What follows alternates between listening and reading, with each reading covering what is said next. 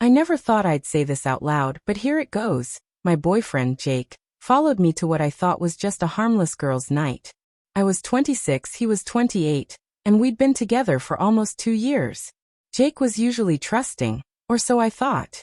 But that night shattered everything I believed about us. It started as a normal Friday evening. My best friends, Megan, Lisa, and Rachel, had planned a girls' night at Megan's apartment downtown. They all seemed excited. We hadn't hung out together in months. Megan's husband was out of town for work, Lisa's husband had some business trip, and Rachel's been married for 5 years but always loved these nights as a way to blow off steam. I told Jake about it casually earlier that day. Girls' night at Megan's, I said, expecting him to wish me a good time like usual. But he seemed unusually quiet, almost withdrawn. I shrugged it off, thinking maybe he was just tired from work. He didn't ask for details, didn't seem curious, just a quiet okay. The night began with wine and laughter. At least, that's what I told myself. We caught up, shared stories, played music, and the usual girl talk flowed naturally. But as the hours passed, the vibe subtly shifted. Megan's usually charming demeanor turned more flirtatious. Lisa laughed a little too loudly at every joke. Rachel was texting nonstop, but not with her husband. I should have noticed the signs. But the warmth, the drinks, and the years of friendship clouded my judgment. At some point, Megan locked the door and brought out a bottle of tequila. That's when things got blurry. Suddenly Megan whispered, "It's just us tonight, no husbands, no rules." She smiled with a wild glint in her eyes. Lisa nodded eagerly. Rachel gave me a knowing look that made my stomach drop. I realized then what was happening. My heart pounded as the realization sank in. They were not just friends having a casual girls' night. Something else was going on. Something raw. Something they'd hidden behind years of smiles and perfect marriages. And then the worst part. I saw Jake's shadow behind the window, his eyes burning with betrayal as he watched everything unfold. I froze, unable to move or even speak. Jake watching us like that, like he'd caught us red-handed, felt like a knife twisting inside me. I wanted to shout, to explain. But my mouth was dry and my mind raced. How long had he been there? Had he seen everything? Was this the end of us? Megan caught my eye and smirked. "Relax," she said softly. "It's just us. No one has to know." But I wasn't so sure anymore. The trust one thought we had was cracking fast, and all I could think about was how deeply I'd betrayed Jake. Even if I hadn't planned this night to go this way. The tequila kept flowing, and with it, the barriers fell away. Megan got closer to Lisa, their laughter now mixed with whispers. Rachel reached out to me, her hand warm but unsettling. My mind screamed at me to leave, but my body was stuck in a nightmare I didn't want to wake up from. Suddenly, the door slammed open. Jake stood there, his face a mixture of hurt and fury. "What the hell is going on here?" he demanded. The room fell silent like a bomb had exploded. Megan, usually quick with words, faltered. Lisa looked guilty, and Rachel's eyes avoided Jake's piercing gaze.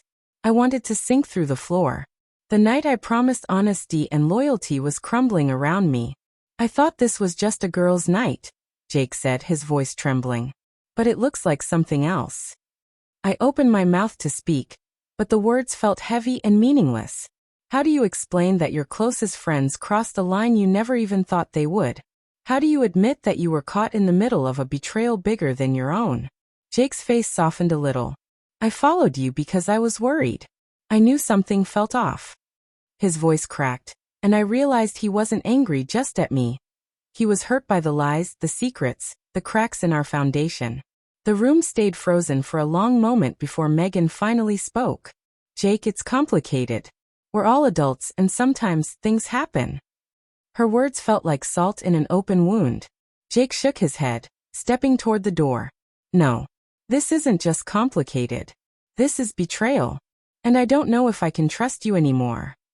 With that he left, slamming the door behind him. The sound echoed like a final verdict.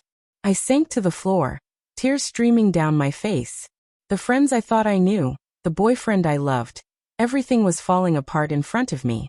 And all I could do was wonder, how did it come to this? The next few days were a blur of silence and unanswered questions. Jake didn't call, didn't text.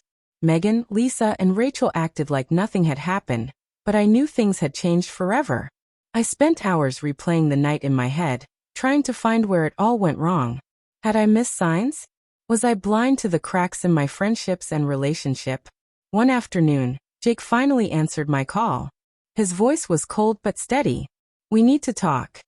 We met at a quiet cafe, the tension thick between us. I tried to explain my confusion, my shock, my feelings of betrayal, not just from him but from my closest friends. He listened but didn't say much. "I don't know if I can get past this," he said. "Trust isn't just broken, it's shattered. And it's not just about the night. It's about everything we've been hiding."